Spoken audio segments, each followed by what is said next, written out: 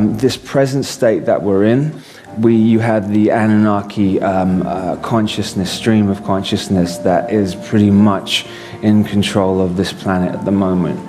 What they've tried to do is make us think that the planet Earth itself is not that important, that we're just some rock somewhere with evolving beings on it, and but that this is the only place, and that nothing, when in fact Gaia, or Earth, is the jewel in the crown. It's the actual jewel, the most important thing, and everything actually is revolving around and focused on this.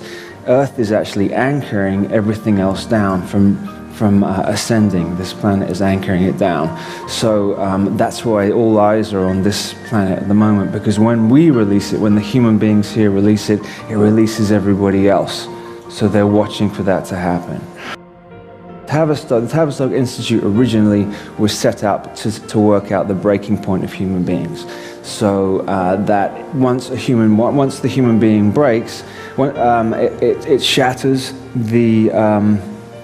at the top of the spine here, it shatters that and sort of honeycombs into many other possibilities for personalities.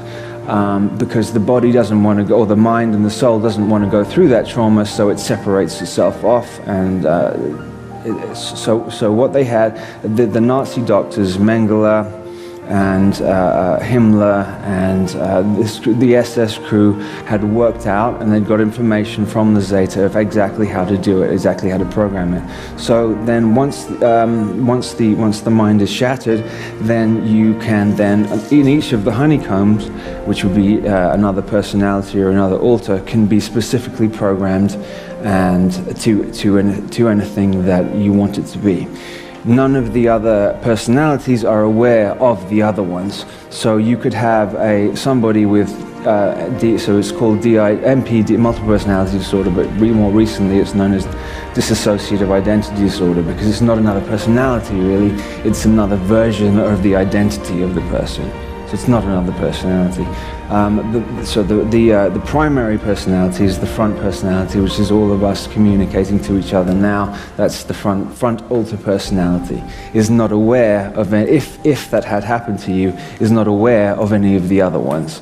Now, the programmers themselves have ways of using color, tone, hand signals, frequencies to be able to switch to another one, to another personality through, so like I said, with the honeycomb is there, and switch to another one. So there could be one personality, which is the front one, that didn't have any abilities whatsoever to ride a motorcycle, to shoot, to be a sniper, to do any of these things, but another one, if it's then activated, is then completely able to do it and has all these abilities.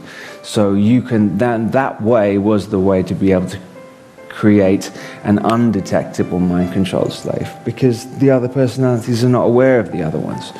I don't know if anyone knows who Jack Parsons is. Jack Parsons was a genius rocket scientist who was working in Southern California at JPL Laboratories, which is known as Jet Propulsion Laboratories, but in truth it means Jack Parsons Laboratories. What he was trying to do was find out the ultimate weapon to be created.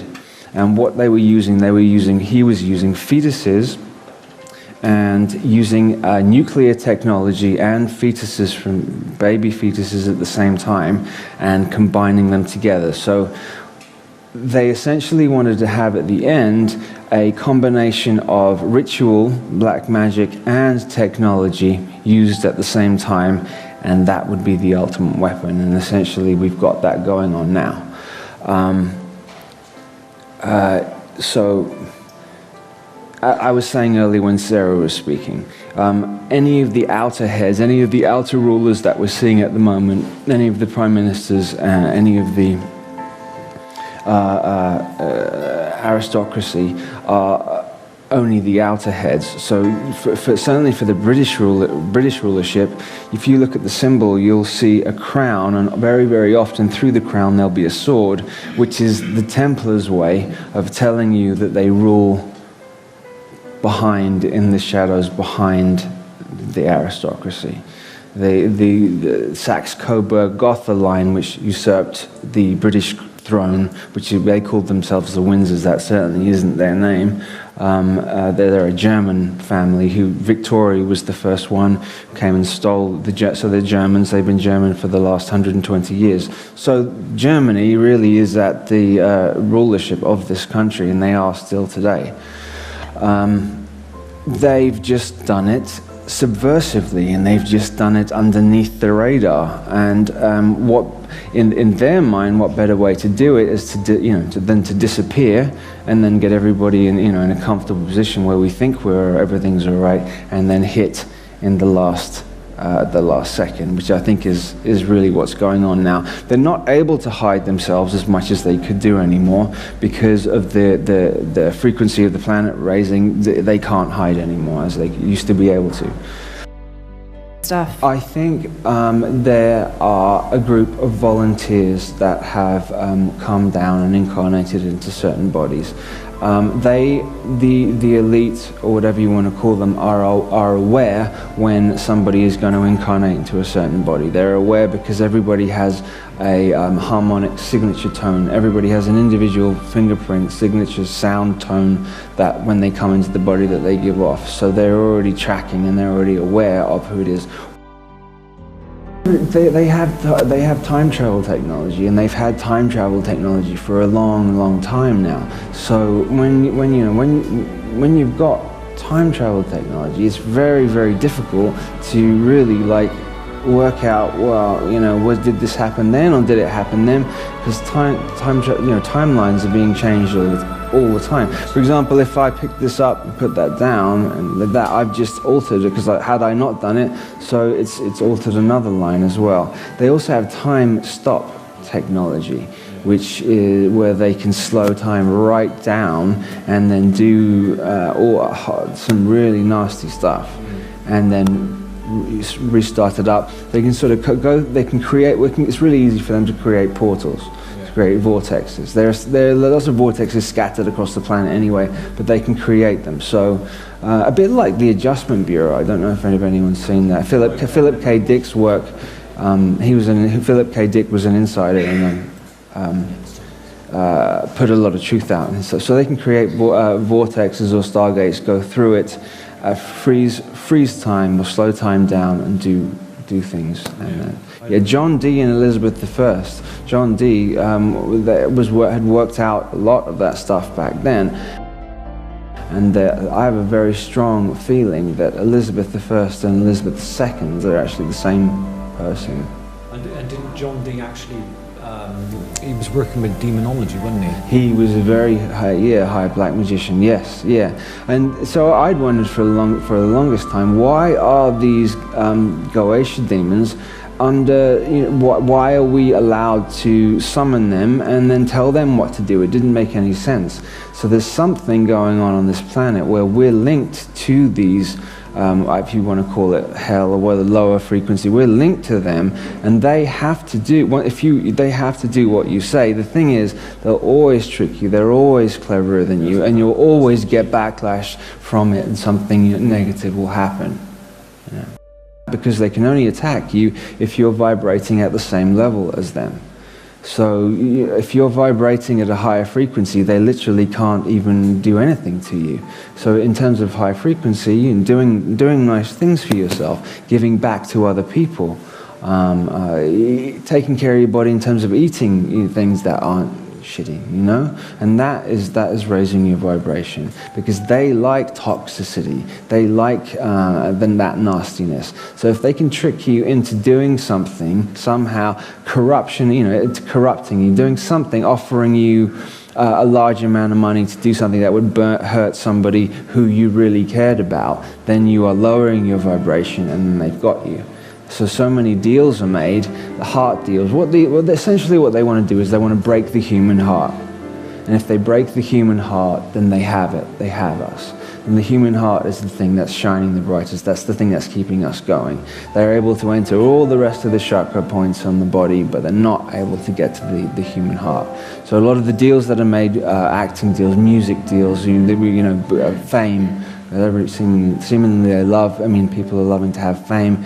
you are selling out. If you look through all the big bands, music bands throughout maybe the last 50, 60 years, somebody has died. Somebody has died, and all of them, somebody's been killed.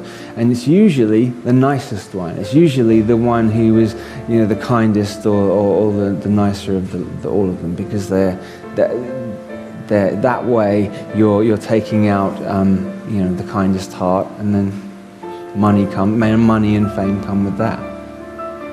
Eric Clapton is actually quite a good example with his son Connor Clapton, who fell out the window and died. That was Connor with Clapton was the closest thing to Eric, and he died. So that would be. I think that CERN is trying to. I think it goes back to what Crowley was doing in the